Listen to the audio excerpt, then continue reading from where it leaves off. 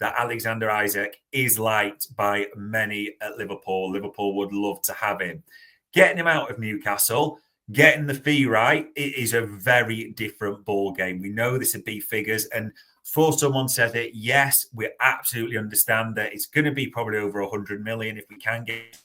Actually, though, to be honest, the info we've had via AI is that doesn't necessarily deter Liverpool. They would pay a big investment because long term, when Mo Salah goals, sure the goals are there. However, Newcastle qualifying for the Champions League or not, as the case may be, probably has to come into it. But if those things do line up and all the ducks are in a row, do the stats say that Liverpool should be, as we're being told, bang in, if they could even be, for Isak? Start the same place. Minutes played, and I'll lead into that a little bit more with Isak. So last season he came in, he played. I think he came. Did he come in January? My memory right? He did, didn't he? Yeah. Right. So he played 1,500 minutes, considering he joined in January. And he helped them get into Champions League. So that's a fairly decent amount of minutes to do in half a season, which is good. And he made 17 out of 22 starts. Last season, he topped out at just sort of 2,300 minutes, and he made 27 out of 30 starts. So, okay. And this season, he started every game in the league for Newcastle, which is an improvement. And he's just sort of 1,900 minutes. So that's lower than the lad we just sent. Remember, Kuna's at 2-4 already. But yeah, so there's some things to be. So he could be starting and then bringing him off. Again, not against that. Managing minutes, we kind of have to do that with some of our players. Goals. Yeah. I mean, he came in for half season and got 0.59, which is higher than anyone we've profiled so far, per 90, that is. He's in last season 0.84 per 90, and he's 0.81 per 90 this season. So an assist is not really his game, but he has improved that this season from a measly 0.6 to 0.8 to 0.24. So that's showing a good trend, actually, that he could actually start helping us to score goals, as well as obviously putting it away and nearly one a game. XG is lower this season than he was last season, so he was around 0.81 last season, so he's bang on. This season, he is overperforming his XG by nearly 20%, which is interesting. It's not sustainable, but probably a good streak to have, rather than what we currently have, which we have one of our strikers who's underperforming his XG. So it's always good to have someone who's having a hot streak, and you ride that basically, and then you put someone else in. Assists is pretty much where he was. I think what's he got? He's actually overperforming assists as well. So he's 0.24 to 0.18, which isn't that bad. So we don't have to worry about it too much. So as a combined, he's actually gone up. So he came into Newcastle, it's 0.52, went up to 0.7, and then now it's 0.8. That's a good trend to be having for someone of that nature. If we look at his shooting, because it's important to look at that, we talk about per 90. So when he came in, he was just sort of 3 shots a game, or per 90. Then he dropped down last season 2.87. He's now at 3 shots a game, which is good. That's a good number to have. We want our forwards to be taking shots. Shots on target, around 1.5 a game. That's good as well. So there was definitely some good numbers to be had there. He's nearly at 3 and 7 shots per 90 on target. Let's look at it. Passing, just have a look at it. Completion in around the 70s, which is higher than our forwards. So that's not a bad profile to be having. To be honest, there's a lot to like in a lot of his metrics per 90. If we get into our usual, you have to be straight up here. He's improving every year, as Mike said there. He is a forward, right? We haven't got any other profiles to look at.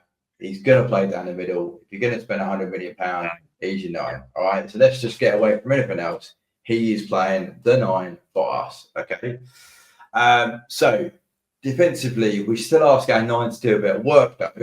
And he does a lot of blocks, which is different to what we ask our 9 to do. We ask our 9 to cover passing lanes, which you see in the interceptions, not really tackle, and we'd also ask them to come back and do aerial defensive work. So this might just, a lot of this is dependent on what the manager wants you to do, right? So I'm not saying he hasn't got the skills to do that. It's just he's not doing it at the moment for Newcastle. So there you go. I mean, blocks at 78% wasn't bad, but I'm just saying it's not what we ask our 9s to do. If you look at what he's doing between the boxes, though, very nice green. Progressive passes 89, carries 90 seconds, take ons 90 seconds, touches in the penalty box 86 percentile. There was a lot to like here. And this is also, you might be thinking, well, hang on a minute, why is he receiving that many progressive passes? It's because they play on the counter a lot, right? So he's the out ball, and then he's asked, go on then, go to the centre half. So that is decent. And then what does he run out of gas when he gets in the box? No, he doesn't. Non-penalty goals 96 percentile. Non-penalty XG 94. Shots total 73rd. So it could be a notch higher, but still pretty good. Shot creating actions 89 percentile. So for a 9, this is a very, very good player to be had. Okay. If you look at comparing to what we've got, I won't compare him with Jota because I think the likelihood that Jota stays because of injuries and us being is high. Nunes, I think we're all aware of, is circling around the exit door, should we say?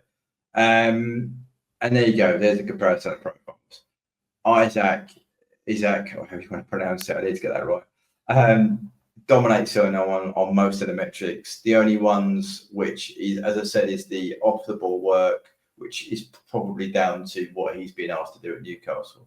But in terms of all the attacking instincts, he is at least 10 or 5 percentage points above Nunes at this particular moment.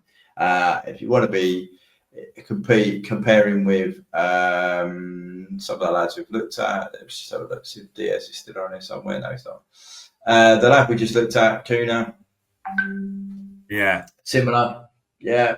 But again, still dominates on the attacking, but Kuna gives you the off-ball work, which you would expect with it if he was going to play false 9. Isak's not going to give you a false 9. It's going to be a 9.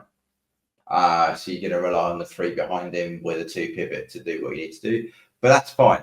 If he's giving you that in terms of an attacking output, I sign me up. Basically, that's absolutely fine by me. And I ran a profile for him as I would do for these shows. Did it get Southampton? I think he had a good game. But I mean, sometimes it's good to give it a game where he's going to get an opportunity to see what he did. He's heavily involved in the pass networks, which is good. So he's receiving vertical passes here and around, which is what you want. The other thing you've got to look at is he's not involved in play that much. Considering against Southampton, they would have had a lot of the ball. He's not as involved. So that's something to bear in mind. And our old favourite, where does he pop up? So again, he's not, because he's a 9, he's not going to be in these areas, but he's still involved in, about eight passes in and around the half zones. It's only 14 and a half spaces. So that's not too bad. It's just not, it's not where you might expect him to be. Off the ball, he doesn't, he didn't compete with anything. So again, that off the ball work is something that he would have to potentially develop, should we say? Because even against Southampton, he's doing about a 2% on the defensive actions, which typically we would have between across those zones. We'd have about 15% of our defensive actions when we're going for it. So he's not wholly around that.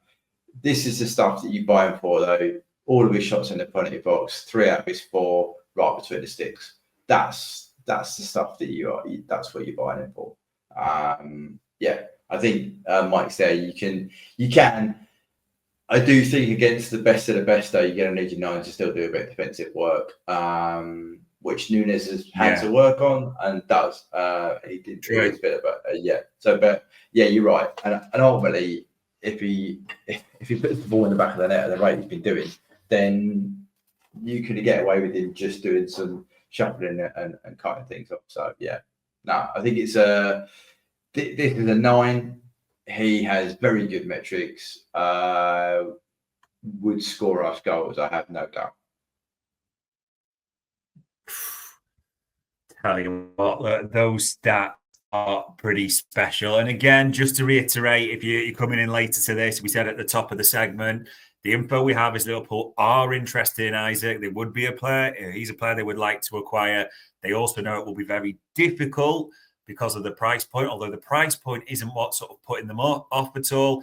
It's more the fact that if you're in the Champions League next year, and unless Isak says, I want to go, it is going to be very difficult. But just to be clear, our info is that they do like this player. No two ways about it. Now, but the chat has been bubbling there. I can see Paul Smith's put, I would sign both Hugo Ekitike and Kuna over Isak. So Paul's got his opinion there. I'm probably pronouncing this wrong, so apologies. I think it's not Caesar. Says Kuna does a lot on a team like with Matt, Grab, and Szoboszlai. Would that impact production? I think to go back a little bit to Kuna, we actually said because of his versatility, he could really complement those or even dovetail with them well, couldn't he, in terms of his work rate there? Yeah, 100%. I think if he's coming into any of those positions, I mean, a club like Liverpool, you have expectations to work hard, but I think that would give him a platform with more of the ball. I think you might see his outputs go through the roof. Really, he could actually, he's improved year on year. Both these players, to be said, have improved year on year for 3 years. That's a great position to be in, to be buying, and they're both not bad age profiles as well. The only thing I didn't do with Isak, sorry, people will ask about his injury record, because people do. So this season, 24-25, he's missed 38 days, which was 8 games. Last season, he missed 56 days, which was 12 games. So, the season before, when he first joined, he missed, let's not go there, right? 107 days. So he missed 18 days. So that is coming down, should we say? And that's fair. It is coming down. And that could explain why he started every game, but his minutes are not as high as Kuna's, because they are managing his load. That could cause you a problem, as we've just, anyone who will go and watch that. We have a problem against City that basically our starting can only play 60 minutes. But if he gives you output for that 60 minutes that you can 100% put the game away, then maybe it's not something to worry about. You might have someone like Jota come on and do your rotation options with. So I think we'd be lying if we didn't say he didn't have an injury a history of injury. It is getting better, and that could mean that we'd have to manage his minutes. But at least you know what you're buying when you go into the shop. All right, the Reds, it's Jack here, and that was a clip from one of Anfield Index's audio podcasts.